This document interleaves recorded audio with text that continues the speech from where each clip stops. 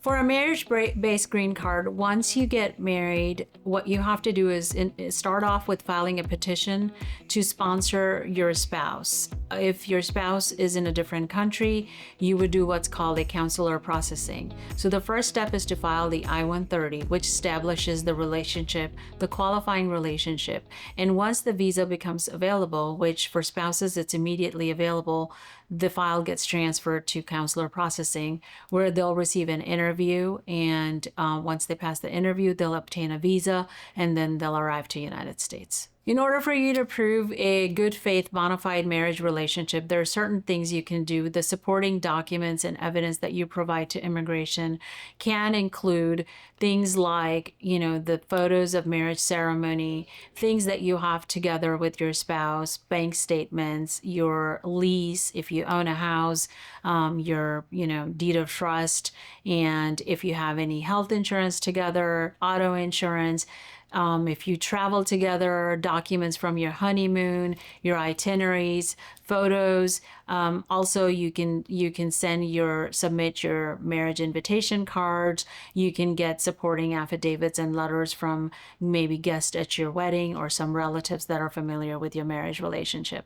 When you're preparing for an interview, it's important that you prepare fully for the interview, whether it's here in the United States with your spouse or it's part of consular processing.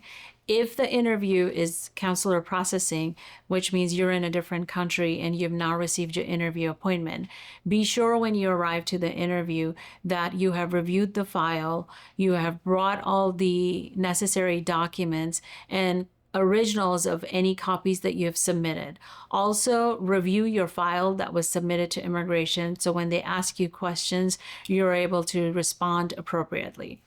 If you're here in the United States and you are going to do an adjustment of status interview with your spouse, make sure that you've reviewed the file with your attorney. You also go over common questions between you and your spouse, things that you have submitted for immigration. Make sure that both you and your spouse have reviewed them. It's not uncommon for immigration officers to pull you in separate rooms and ask you the same questions to see if your responses match. So it's very important that both you and your spouse are on the same page when you go to the interview. Marriage-based green card is when you are married and you're sponsoring your spouse, as opposed to a fiancé visa. A fiancé visa is when you have gotten engaged and you are petitioning for your fiancé to travel from abroad to US. And when you arrive, it's a temporary visa.